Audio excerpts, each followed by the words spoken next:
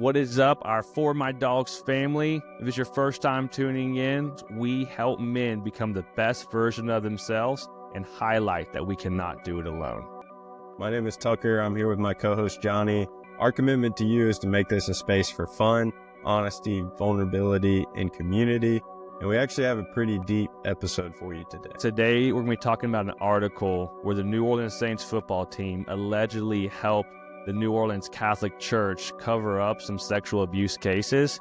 And so I do want to say that there is viewer discretion advised. However, we are going to talk about how men should respond to this and how men need to take responsibility for the vulnerable. We hope you enjoy the show.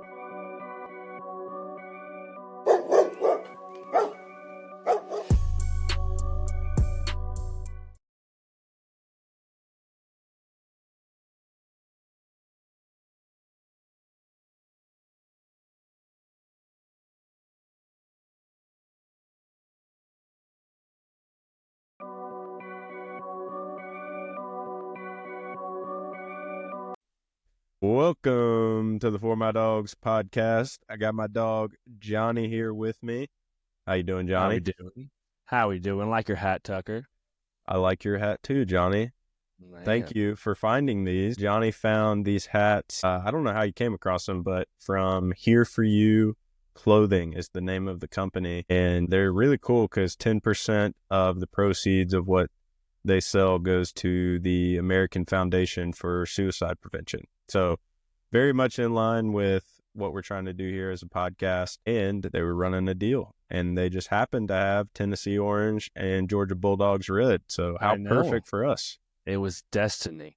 We keep running into hat companies that just, it's almost like they're making hats solely for the For My Dogs podcast. Yes. I will say mine was a little more expensive, maybe because mine's better quality with the red. I don't know. You know? Nah, that can't be it. No. Yeah, I can't think of a good comeback of why we would be cheaper. So I guess you win this one, Johnny. There you go. Hey, but Here For You Clothing. If you ever want to come on the podcast and talk about this, we would love to have you on. So yeah, it actually would be really cool to hear their story of kind of I would love that, how they started and everything. So yeah, that would be awesome. Well, we are a couple weeks out from the Super Bowl, but we just came off of the official end of football as a whole. The NFL has now concluded as well, which we don't really talk about the NFL much, but it's the Super Bowl, so you got to talk about it. Johnny, what are your biggest takeaways? Oh, you know my biggest takeaway. We were watching it together, and you were getting annoyed with me because of what I was cheering for, because it's very obvious that the reason that the Eagles won the Super Bowl was because of the Philly Dogs. That defense destroyed the Chiefs' offense. And who's on that defense? Oh, wait. It's most of the Georgia defense. So all I'm saying is that's a Georgia win for me. I don't know that that's how it works, Johnny, but it is. That's boy math. Boy math. I guess I'll claim the other or the two previous Chiefs Super Bowls because Trey Smith was on that team. He played at Tennessee. But yeah, if you can claim this one, then I got two more right before you.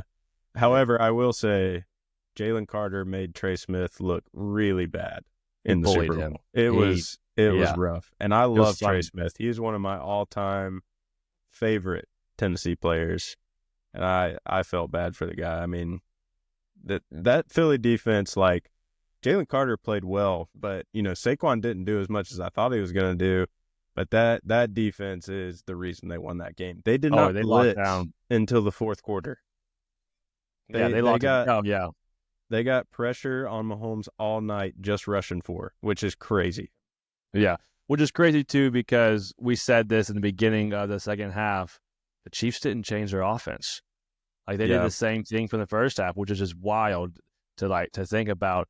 But hey, you know what? Good for the Eagles. Eagles got the W. I'm happy for them. Yeah, I think I'm happy for Nick Sirianni, the coach, because all season people were saying, or at least after the last season, people were saying he wasn't a good coach. Some people, or Philly fans, were wanting him fired. Even some of that talk happened this season. And for them to come out on top in the fashion that they did. I mean, I'm happy for that guy. He Isn't proved the naysayers wrong. isn't that funny though? Like both Ohio State and Eagles in the beginning of the season, the fans were calling for both the head coach's head and Yeah, saying this is like their worst season, and then they came out at the end smiling. So hey, you know what? Never stop moving your feet. Lowest man wins. Keep grinding. that's right. That's right. So let's kick off this episode since we are coming off the Super Bowl. Johnny, I know you're not a big NFL guy, but actually I have some Panthers clothes I'm going to give you because we're going to convert you now that you live here to being a Panthers fan. Since you have no loyalty to the Falcons, I don't.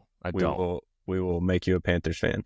Yeah. But when you think of past Super Bowls, what are some of your favorites, maybe least favorites that you remember watching over the years?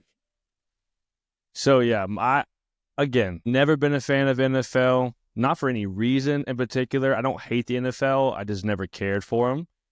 But my loyalty did die with the Falcons when they were at the Super Bowl. That's when my loyalty died, and I will never forget that night because it was the funniest night to end on because it actually was Nathan. Nathan had a bunch of people over. We were all watching it. I remember sitting on his couch. Third quarter, into the third quarter, 28-3. Man, this thing is in the bag. And then I'll never forget, no one said a word when they left. No one said goodbye. Everybody just walked out silent. And it was it wasn't a joke. It was for real. And it was 34-28 at the end, insane. And that just proves that, you can't deny it, that Brady is still better than Mahomes. Oh, yeah. Because Brady was at the end with 28-3 and then came back and won in the overtime. But yeah, that night was it was just comical because of how quiet it was when everybody left. No one was cheering, no one was booing. Everybody just got up, was quiet, cleaned up, and left. So yeah. That's sad. I remember watching that Super Bowl at a friend's house, and the majority of the people there were just anti-Patriots because they were so sick of the dynasty and them winning all the time. Right. But I was like, the Falcons are our division rival. I do not want them to win a Super Bowl. We haven't won a Super Bowl, so they can't win one. That's just not, that can't happen. Yeah. And so when the Patriots started coming back, I was the only one that was oh shoot, they're going to do it. So yeah, that was your one time pulling for the Patriots. That was my one time. However, it's the same with Saban now that he's retired. I have way more respect for the Patriots now that their dynasty's done than when it was happening. And then Saban, I respect a lot more. I don't feel as strongly about him now that he's done and retired. Right. Which Saban was a little different because he was our biggest rival, is where he coached and had all the success at. So that made it really hard to like him. But, once they're done, you can step back and appreciate greatness. But in the middle of it, while they're whooping your teams, it's not fun. Yeah. Yeah. So I would say... What's yours? Yeah, my favorites, I'll give 3. So the first 2 would be when the Giants with Eli Manning pulled off the upsets over the Patriots. Now, it happened twice, but my favorite out of those 2 was when the Patriots were about to have an undefeated season and win the Super Bowl. And the Giants spoiled that. That was the one with the helmet catch and just so many cool moments in that Super Bowl, I remember. But I remember liking those Giants teams because of their defensive line. I played defensive end around that time. And so Justin Tuck always had the cool face mask with the diagonal lines on it as a defensive lineman. And I always thought that was cool. And so I enjoyed watching those. And then one that was also incredibly fun to watch was when the Patriots beat the Seahawks, and the Seahawks had it 1st and goal, and instead of giving it to Marshawn Lynch, threw an interception to Malcolm Butler, and so Patriots got a win in that one. But that was just a great game because right before that, Golden Tate caught a ball on his back. I mean, it just kind of fell on his chest, and that set them up to keep the drive going and eventually get down into the red zones. I forgot about that Marshawn Lynch play. That seemed like the obvious thing to do, and it was so crazy that they went the opposite. Yeah. Yeah. That was kind of the end of the Seahawks run there, and like Legion of Boom and all that. So that was a fun Super Bowl to watch. So yeah, Dang, I forgot those would be the highlights for me. Obviously, the ones that the Panthers have been in are not in my top 3. Mm-hmm. So those were not enjoyable to watch. Hey, but like every fan says, next year's our year. That's right. Right now, vibes are high. I feel great about Panthers. And Johnny, I don't want to get into college football yet, but I don't know. I'm very conflicted when it comes to Tennessee next year. I don't know how to feel. Easy. So it's way too early to have those feelings. We'll get to that later. Yeah. But yeah, so Super Bowl was fun. We were hanging out together watching it. We did a little prop bet pool with everybody there, so that made it entertaining. Had way too much food, so that was interesting. That was the most I'd eaten in a long time. I felt miserable after. It was all so good too. Oh yeah, it was delicious. And that's the fun of the Super Bowl. You get together with friends and family and hang out, whether it's your teams or not. Hot take maybe, I thought the halftime show was terrible. Yeah. Apparently, so what my students were all telling me was that there was this underlying message that he was showing out through it, and you're supposed to catch that during the show. And I was like, that's not the point of that time. The point is for you to put on a good performance and to have fun. And Rihanna was pregnant and she moved more than Kendrick Lamar. Now, Kendrick Lamar, please don't come after us. Don't make a rap about us for me bashing you. But I am saying that Rihanna moved more than you did. Yeah, I was just disappointed. Like he left out a lot of his biggest hits, and I couldn't hear. Like there were so many people talking where we were, I couldn't hear what Samuel L. Jackson was saying. So if there was a hidden message, it flew over my head. I didn't know anything that was going on. But it's just we've had some great Super Bowl performances over the year, and this one does not rank high on my list. I mean, after Usher last year, this was a total letdown. Yeah. Let's bring in some country music next year. Yeah, you looked it up. There's only been one time. Only one, Travis Tritt. Yeah, they definitely need to bring in a country artist, but I would bet money that if they did go country, it would be someone we would not be thrilled about. Yeah, it would be pop country. Yeah, and that's not country. Yeah. But anyways, that Super Bowl that we all just watched was held at the Superdome in New Orleans, which is also where Georgia's playoff loss happened. Not to bring that back up. Yeah. But there was an interesting headline that came out about a week before the Super Bowl about the New Orleans Saints that kind of flew under the radar. And Johnny, I immediately sent it to you just because I was like, how is no one I didn't see it on SportsCenter. I didn't see it on Pat McAfee show. None of the big sports media outlets. I didn't see it on NFL Network, Good Morning Football.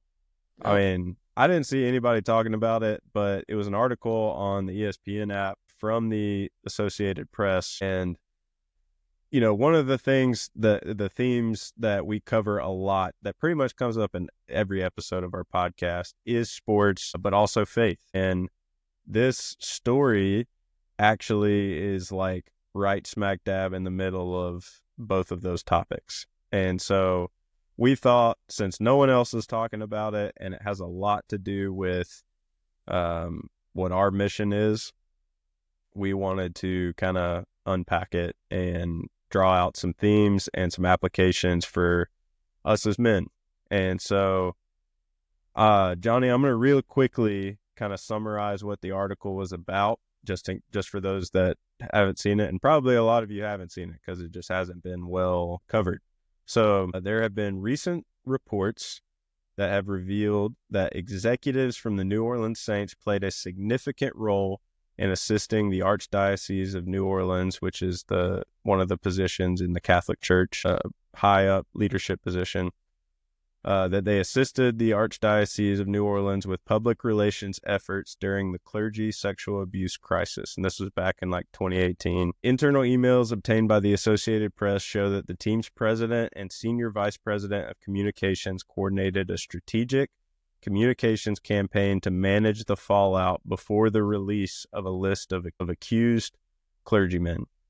Despite widespread criticism, including from survivors of abuse and the local community, the Saints claim they did not influence the content of the accused priest roster. The incident has brought to light the close ties between the Saints, devoutly Catholic owner, and the church, leading to further scrutiny and community outrage.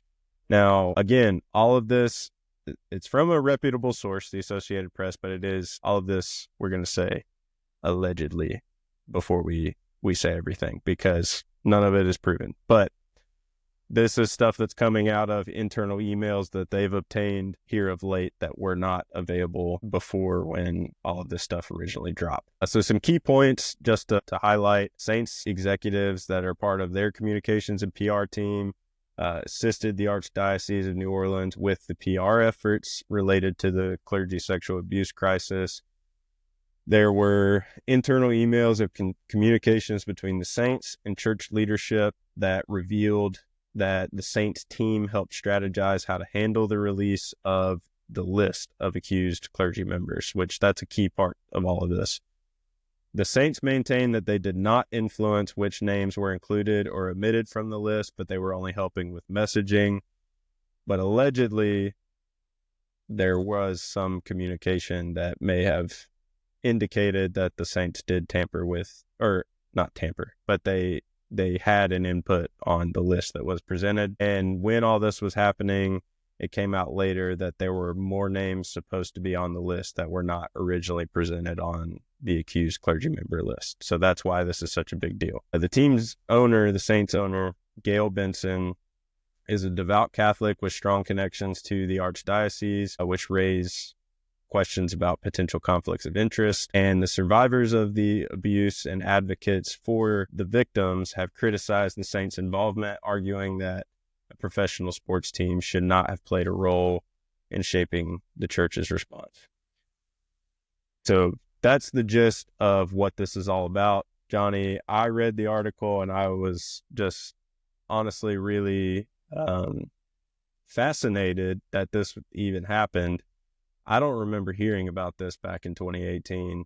I had no idea that the Saints got involved in that. But for a like a NFL, a professional sports team to get involved in a sexual abuse scandal with the Catholic Church, I just would have never thought that that would even be a thing. I don't know what your thoughts are, after you kind of read it for the first time. Yeah, I did not know until you texted me. And even when I was preparing for this as well, I was like, because I like to listen to other people's podcasts. I love to hear their sides of it. And I was putting all the keywords into Spotify and everything. And like, there was nothing on podcasts. No one has brought this up. I even went to some Saints podcast where they talk about football. And I went during the time of this and they kind of like skimmed right over it. I don't know if that was intentional or if they didn't even know.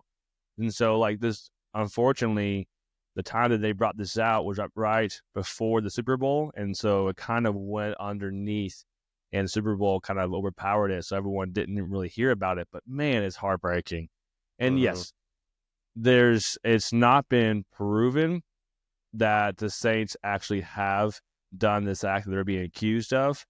However, there are a lot of quotes from people in New Orleans who have spoken out, and you and I have also read other articles as well where they're saying the same thing. There's not a lot of information on this, but the fact that there's any information on this is just heartbreaking. Yeah. And it's that really what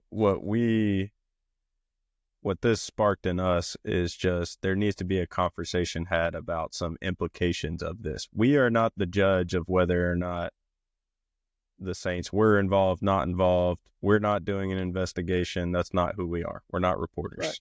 Right. And we're just reading a story that we found shocking and we're drawing out implications that we think has some application for us as men in day-to-day life. And so any situation where at any institution, whether it's the church, the government, a school, a professional sports team, no matter what, any situation where there is sexual abuse happening, where people are using their power to take advantage of other human beings, that is a despicable, wicked evil. And we should never, ever sweep that under the rug and not talk about it. And so that's also part of why Johnny and I wanted to bring this to light a little bit, is because the victims that this happened to deserve a voice and deserve Right. for people to know what was going on. And so that's part of our heart behind this too. Yeah, I mean, like, I was reading a quote and quote referring to this, and again, I don't know who said this, but it says, "The silence of a good man is just as harmful as the violence of a bad one." And so that's kind of like the whole reason why we're wanting to share this, is because not sharing it can be just as bad as the act that is done, because you're allowing it to repeat. And this is awful. And you have, there's people that are being affected by this, people who may not have been affected by this situation, but are hearing about it and are hurt by the church. Right. And like, we can get into the sports side later, but I mean, just talking about like the big C church, not just like an individual church, but the big C church, this can be very harmful to them. Like, I don't know about you, Tucker, but this reminds me of Robbie Zacharias. Yeah, it's in the long line of scandals we've heard about. There's been some with sexual abuse. The SBC, Southern Baptist Convention, was caught up in a lot of sexual abuse scandals, but you also Sadly, have... it's not the first, is what you're saying. Right. Yeah, Yeah. it's not the first, and Sadly, yeah. it's not unique to the Catholic Church. Like, it happens across denominations, and then it goes beyond just sexual abuse, right? Like, there's infidelity, emotional and like verbal abuse, from people in leadership at churches, and we hear about it a lot more now. Just with the way the world is, you have more access to information, and can be really disheartening for people when they grew up in a church, but they haven't been involved in a church in a long time, and they hear stuff like this, and they're like, well, why on earth would I want to go be a part of that? That's, because you read stuff like this, and you're like, why would I want to go be there? It doesn't seem like a safe place. It doesn't seem like a place that cares for the vulnerable, for the marginalized, for the weak, for, whatever. And so, yeah, it is. These topics are very detrimental to the church, which Christ calls his bride. Now, this is why I love the book of Hosea, because Hosea is a pretty good picture of Christ's relationship with the church. In Hosea, God tells Hosea to marry a prostitute. So he does. He obeys and he marries a prostitute. Now, you would think because God told him to do it, that it's all going to work out. She's going to, saved by the Lord, have this radical transformation. It's going to be this beautiful marriage. That doesn't happen. She actually continues to be unfaithful and to go back to what she used to do before she was married to Hosea over and over and over again. And he, in the book, he really struggles with it, but God continuously just says, like, stay with her, don't leave. And Hosea obeys. Now, this book is in scripture because it's a picture of Christ's relationship to his people, to the church. And no matter how many times they rebel against him, no matter how many times they fail and mess up and are unfaithful, he stays faithful to them and loves them anyways. And I'm reminded in the Gospels when the Pharisees are getting contentious with Jesus, and he has this quote where he says, I came not for the healthy, but for the sick. And so when we look at churches, and it's easy to see these scandals and be like, the church is just full of hypocrites. Why would I want to go be a part of that? And it's like, well, yeah, I mean, you're right. It is full of hypocrites. We'll just go, I work in the church. I'll tell you that, It is, because it's a place for sick people. It's a hospital for sick people who are continuing to be unfaithful to Jesus and to disobey and to rebel. But the hope is that being a part of the church, they'll do it less and less and less. And you also, because of the way church is set up, you have a ton of people coming who they may claim to be Christian and they want to come to church because they feel like it's the right thing to do, but they may not actually be pursuing a relationship with Jesus and allowing his spirit to transform them from the inside out over time, right? So that muddies the waters too. So this is a topic that is a very touchy subject. We're seeing it a lot, not just back when this happened, but there's been things that have come out since then. You have, the Rise and Fall of Mars Hill podcast that came out that was super popular. You have the whole Jerry Falwell Jr. situation at the largest Christian university in the world, in Liberty. That was talked about a lot and was in the news a lot. You have Carl Lentz at Hillsong going through his whole thing. There was a documentary where he committed adultery with his wife, but then there was this whole documentary about it.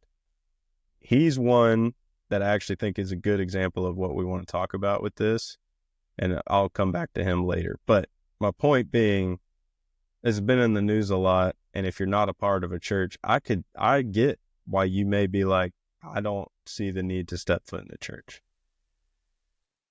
Yeah, and I want to go keep talking about that because I want to read a quote from an article that I read. And again, like I said earlier, it's not been proven about the Saints acts. However, this is a quote from a fan, of a Saints fan. And what he says here is he says, "We felt betrayed by the organization." A former Saints season ticket holder who was abused by a priest in the 1980s says, he says, "It forces me to question what other secrets are being withheld. I'm angry, hurt, and re-traumatized again." So to this person, I can't imagine what you're going through. I hate that you were abused like that in the 80s. And I hate now that you're feeling re-traumatized by this. And I can't, it just is heartbreaking, like I said earlier. But this is why it's so, Christians, you don't realize how many people are looking towards you to see what it looks like for to be as Christians, we are supposed to be like Christ, and you don't realize how many people are actually watching you to see what Christ is like. And I saw this quote and another quote where it says, "The greatest cause of atheism in the world today is Christians." Crazy. The greatest cause of atheism in the world today is Christians who acknowledge Jesus with their lips and walk out the door and deny him by their lifestyle. This is what an unbelieving world simply finds unbelievable. And to Tucker's point, yes, you're right. Christians, the church is full of hypocrites because there's people in there who are trying to be more like Christ, but it still sucks that when Christians mess up. But it's still, you can even go even further back to the Old Testament, about Christians messing up. Like Adam disobeyed God. Noah got the night after the flood. He got really drunk the night after the flood. Abraham did not trust God. Moses disobeyed God's command. King David slept with another man's wife and then had him killed. And so these are known as great men in the Bible that still fell short. And this is why Jesus had to come down. He had to be fully man. He had to be fully God, because in the Bible, the men in the Bible still could not live up and still fell short. And so Jesus had to take on the sacrifice of men, but it'd be fully God so that he could actually pay the price of our sins. And so this is why, it's okay if you look up to men in the faith. And in fact, I encourage you to look up to men in the faith, but don't put your identity into them because they will fail you over and over again. Only put your identity into God, because God's never going to fail you. He's going to be there with you. He's going to be sovereign through it all. And men are going to fail. And I'm not saying that as an excuse for what happened, but the Bible shows it. We see it in the world today. God is the only true and perfect Savior that we can put our identity into. Never is it man. And that's the one thing, every organization, institution, group, club, whatever, is going to have this to some level. But I think there's a key difference in how communities go about handling the presence of failure and evil and wickedness and rebellion against God. That is the difference. It's always going to be there. However, when it gets to this point, like this is not a evil and wickedness where like someone just slipped up and made a mistake. Like this had been it probably started small and had snowballed unchecked with no accountability to what eventually happened, where the sexual abuse took place, and there's a long list of victims and a long list of the accused clergymen.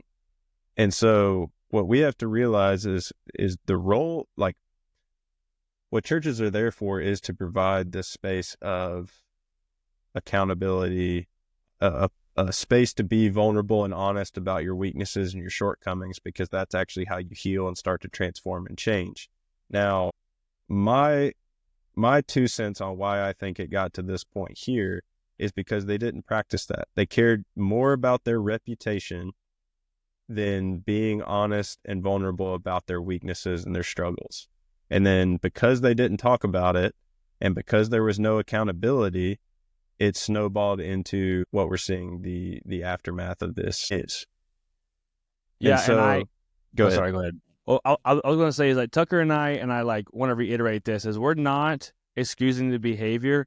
We think it's awful. What we're saying is, because it's happened so many times, is like, I mean, I know so many people who like got burned by the church and they're done. Like, and what happened to them was awful. And so I'm not going to excuse that. But what Tucker and I are saying is, don't see this happen and just say, I'm done with Christianity. I'm done with God. I'm done with the church, because like that's not what's supposed to be like. That's not what it is like. And so like, don't think just because this happened over here that you won't be able to have a relationship with God at all. Like these are two different aspects. And so we're still saying trust in God regardless of this. This is not what God wants. Yeah. Don't let human beings ruin your opportunity to have a relationship with Jesus. Jesus would never do any of these things we're talking about. And he cares for those who are being taken advantage of in this scenario. I was reading Psalm 10, and it talks about this arrogant leader who doesn't care for the poor. He's just filling the pockets of the greedy. He never thinks about God. He is just taking advantage of the needy and the poor. And the psalmist is lamenting that, but then he shifts his focus and focuses on God is still on the throne, reigning as king over all creation. And he hears the cries of the poor and the needy and the marginalized, and he cares for them. He is the one loving and caring for them, even when people in positions of power don't. And so let that be an encouragement to you. And Johnny's so right. We're not excusing the behavior at all, but we do want to show, because I feel like it's easy to throw the baby out with the bathwater in this scenario. For every story you have of scandal, there's a story of a community who's practicing accountability, who's practicing vulnerability and honesty, who is dealing with their sin and their wickedness and the evil that exists in them. And God over time is transforming this group of people into people of love, who care for the marginalized, who care for the weak, who care for the vulnerable. There's so many stories like that. And I'll just say, I work at a church, and I will let you know, if you've never heard of this before or aren't familiar with it, there's been a lot of churches I've been a part of where they do sexual abuse trainings. Every kids and youth volunteer has to go through it, and you have to get it redone after a certain period of time. And it helps you pick up on the signs of what to look for in the children, helps you know how to kind of like walk with them if you start to sense something, helps you know what resources you can point people to if you know someone who's experiencing abuse, and how you report it. If a kid does come to you and tell you that that's happening, there's a whole reporting system and structure that you learn. It tells you all the steps and procedures you need to put in place to make sure that your volunteers are vetted and you're not putting someone in a position where they could take advantage of a kid. You properly vet your volunteers. And there's also just boundaries, like with our staff.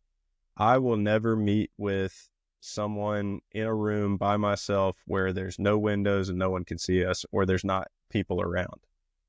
If no one's at the church, I'm not going to meet with somebody here. I'm going to go off campus in public where people have eyes on me, or I'm going to take someone else with me. And this happens at so many churches. And so I want to say, like, whenever you hear these stories about this happen, there's so many stories of churches that are handling this well, that are doing a good job at preventing this. And there's churches that do it, and then they think their reputation is so important that they cover it up. And that is just so disappointing, because it makes every church look bad, not just the ones where that's happening.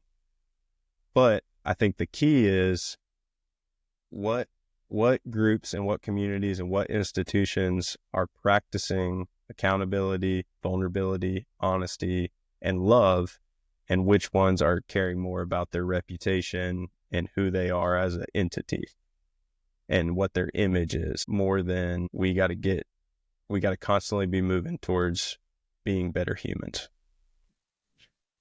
Yeah, and this is what all sanctification is trying to be more like Christ. And, if you're a listener and you have gone through abuse of this level, or maybe you've been burned by a church, or something like this traumatic has happened to you, the church can be a great place to go to for refuge. It can be a great place to seek for like community. And if you don't have that church established, please reach out to Tucker and I. We can point you in the right direction, or we can help you the best we can. Like, Christians are supposed to be there for each other, and we're supposed to be like Christ. And I can't say it enough that the actions that happen in New Orleans are not the actions of Christ. I mean, like, I can't say that enough. And I hate that. And this has happened to you, or someone that's happened like that, point them to Jesus, show them the true love of this. And you know what? Maybe you need to take your time, okay? The hill. Mm-hmm. That's fine. But eventually reach out to the church, because that can be your place of refuge. Yeah. Because the reality, and I would encourage you, if you are someone who has experienced abuse in this way, and maybe it was at a church, I can't imagine the hurt that you feel because of that, the trauma you have from that. So my encouragement would be, just sit church to the side for a little bit. Fair. Just go to Jesus. Mm-hmm. Let Jesus heal your wounded soul and heart and mind. Go see a counselor, see a therapist. Mm-hmm. Allow them to help you work through it. But don't let human beings' failures and mistakes keep you from the one perfect human, Jesus, who will never let you down, who will never fail. When he starts a good work in you, he will see it to completion. And he's doing that with the church and the world. His kingdom's coming, it's just not fully here yet. And when his kingdom is fully here, all evil and wickedness and just all the despicable things we see in our world will be no more. They will be gone. And he is actively at work in the world today, ridding it of those things and our hearts of those things. It's just not fully culminated yet. And as Christians, the more we become like Jesus, we partner with God in removing the evil from the world. And we need more and more Christians to take that seriously, to fight for justice. That's ultimately when we talk about God's judgment and justice, that's what we're talking about, is him ridding the world of evil and of these heinous acts that we see so often in the news. And he wants us to partner with him in that. That's why in the Lord's Prayer, he says, pray, your kingdom come, your will be done on earth as it is in heaven. That's what he is wanting us to pray for, because he wants us to partner with him to do it. And so if you've had that experience, go to Jesus. There's healing there for you if you will just try to get to know him on a deep relational level. And if you don't know how to do that, please reach out. We would love to help you in that process. But It's interesting too, because this was just a transition, Johnny. Yeah. This was connected to the New Orleans Saints, who are a big time NFL franchise. Like another one of my favorite Super Bowls was actually, this was a depressing Super Bowl. This was one of my least favorites. Peyton Manning and the Colts had a great team. This was Pat McAfee's rookie year. They go to the Super Bowl against the Saints and Drew Brees, and it was a close game going into half. Saints come out at halftime, kick an onside kick, get it, and they steamroll the rest of the way and win a Super Bowl. And this was shortly after Katrina. I think it was 2009. So it was huge for the city of New Orleans. But I say all that to say, like, this is a respectable NFL franchise who allegedly got involved in a cover-up attempt almost of this sexual abuse scandal. And it's just ironic because professional athletes and teams are some of the biggest groups that emphasize leadership and accountability and integrity. And this situation just seems to misalign with those values. So it's really disappointing when we see, not only from a faith side of things, but also from a sports side of things, how this situation is a letdown. And I think at its core, Johnny, is for us and what we do with this podcast, what we want to hone in on is the men involved in this scenario were not working to become the best version of themselves and did not have dogs in their corner to hold them accountable and to help them with their sin and with their failures. They didn't have that. Yeah, and I think that is why this happened. So that's what I want to kind of transition to talking about as we kind of wrap things up, is just, what is our role as men when it comes to things like this? Yeah, like, what do we mean by go be a dog today and go be there for your dogs? That's not, I mean, it's a catchy phrase at the end, but like there's some deeper meaning to it. And honestly, like the Bible talks about, going back to faith, the Bible talks about what it means to be a man in this moment. You know, I got 2 verses I want to share, Tucker. Proverbs 31 says, "Speak up for those who cannot speak for themselves. Speak up and judge fairly. Defend the rights of the poor and the needy." Psalms 8 says, "Defend the weak and the fatherless. Uphold the cause of the poor and the oppressed." I mean, that means that when that crap goes down, unfortunately, in New Orleans, as a Saints, you know, even though they're being accused of it, what should have happened is they should have spoken up and acted against these guys that unfortunately had this sexual abuse. And so, like, I stand up for people. Like, as men, as Christian men, we're supposed to stand up for those in need, not just like open the door and let it happen, or not just be quiet and don't say anything about it. We're supposed to act, be strong, act with courage on this. Like, men are supposed to have leadership skills and be protectors. This is not toxic masculinity. This is not being a macho man. This is being a protector for those in need.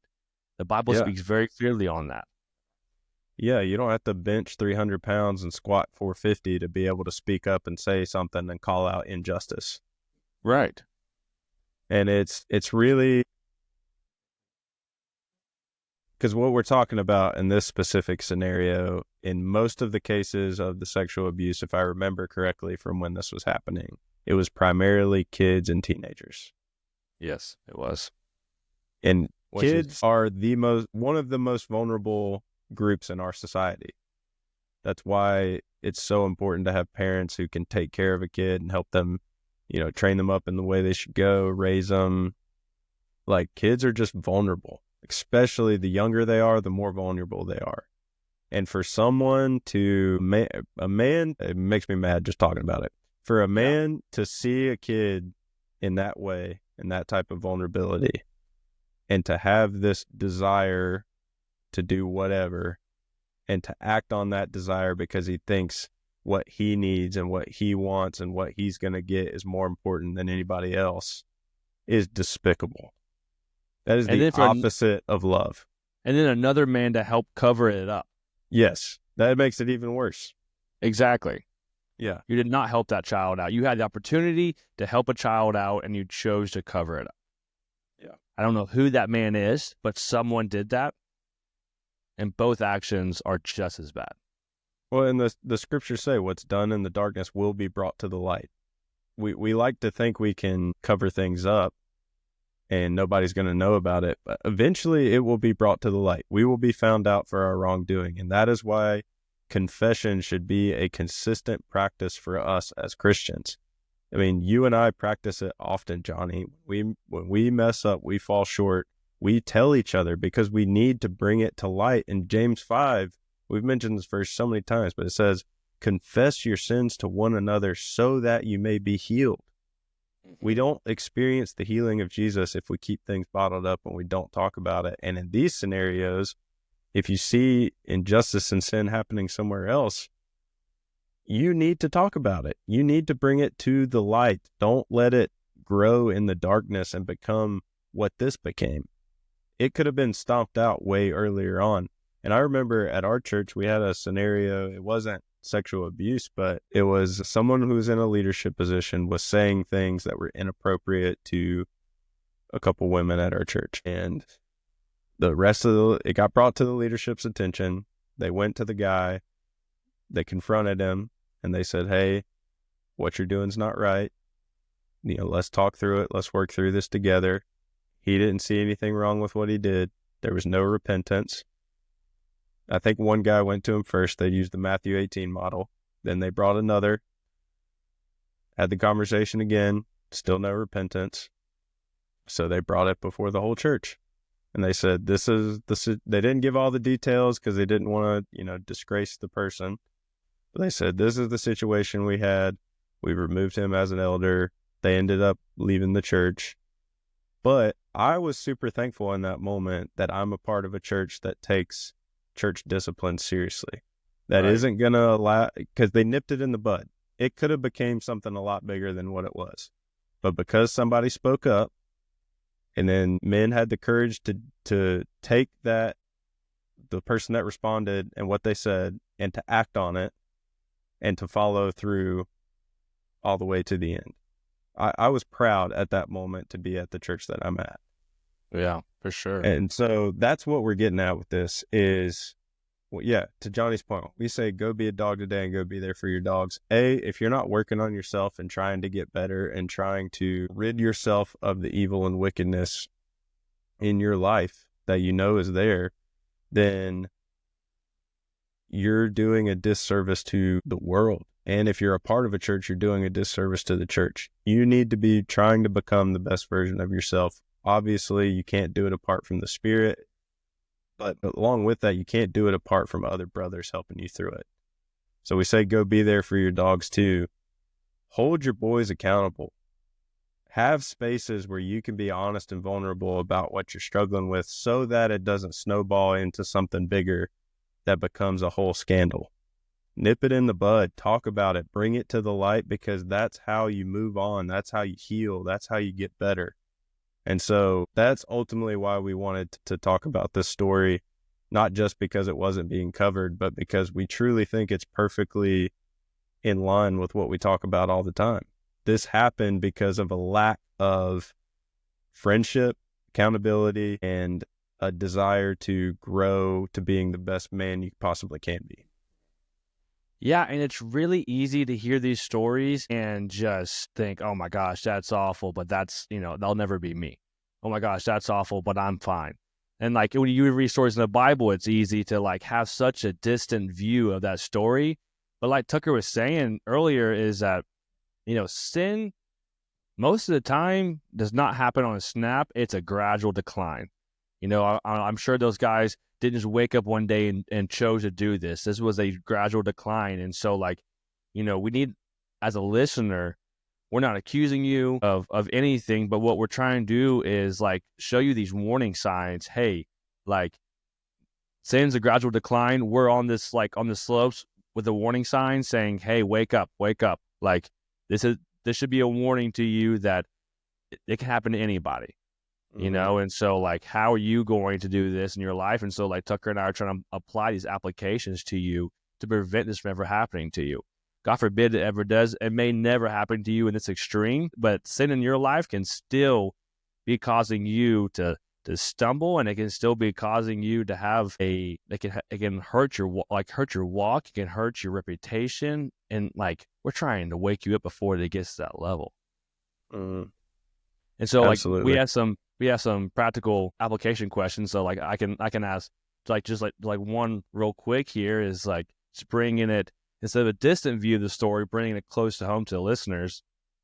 Is where in your life are you falling short and need to take responsibility for it rather than ignoring it or blaming someone else? I mean, write that question down, think about it, meditate on it on your own. Yeah. Yeah. And it's that we should be asking ourselves this question on an ongoing basis. Where are we falling short, and where do we need to take responsibility and quit ignoring it or blaming somebody else? It's so easy to blame outside circumstances or other people for how we fall short as men. But that is a truly weak thing to do. The powerful thing to do is to say, no one's responsible for this but me, and I'm totally responsible for fixing it, along with the help of Jesus, along with the help of the Spirit and the help of community. But ultimately, it's up to me whether or not this is going to get fixed. And that's an empowerment. A weak thing to do is to put all your problems and your shortcomings and your failures on something else or someone else. So think about it. Where do you need to take responsibility for where you're falling short? Where are you blaming something outside of yourself when the answers are in here? They're all in here. They're all in your heart and in your mind. You just got to look inward. And the second question we wanted to give you guys is, where in your life are you prioritizing your reputation or your image over being transparent, honest, and vulnerable? Maybe there's a sin you've struggled with for a really long time and you've never told anybody about it because you're trying to uphold some reputation you've built, some image you built. Maybe you think people won't love you anymore if you tell them. Maybe you think you'll lose some position you have if you tell somebody about this, or you might lose a friendship or a relationship. Where in your life are you prioritizing your reputation over practicing honesty, vulnerability, and transparency? And I think these two questions, in line with what we talked about, the saints being involved in this, allegedly being involved in this sexual abuse situation with the Catholic Church in New Orleans, and being involved in the communications and PR, these questions flow out of that because it's not just an article or a news story. This is deeper than that. There were lives that were impacted forever by the actions of insecure men. Mm-hmm. And we want to help men become who they were created to be. And that is the furthest thing from what we were created to be as men. Mm-hmm. And so ask yourselves these questions so that you don't snowball. Sin is a snowball effect. Ask yourself these questions so you can take steps now to make sure you're the man you need to be in 10 years. Yeah, and I want to say this quote again. The silence of a good man is just as harmful as the violence of a bad one. So please speak up and don't hold this in, because it is harming yourself or someone else way more than you think. Yeah. Yeah. And I know this has been a pretty serious episode. So I hope you guys do take this seriously. I don't know why this isn't being talked about, and I don't know why It it's not blows my being covered. mind. Yeah. But we hope that this sparks conversation among your circles and to bring this to the light so that we don't see scandal after scandal after scandal in the news. Like, if we have men take up this call to protect the vulnerable, we will start to see healing.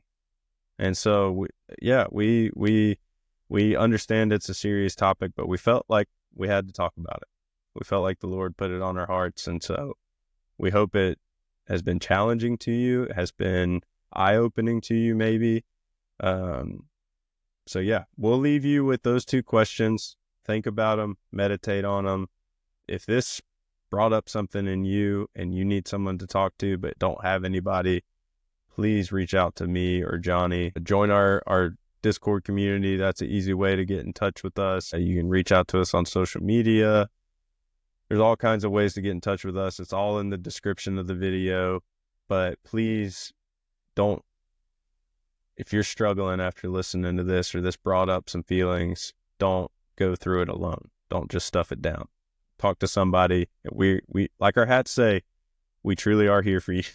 And we want to be here for you. And speaking of our Discord community, that's ultimately what we created it for. So we can better be here for you guys and you can be here for each other. You can start to meet and connect with other listeners.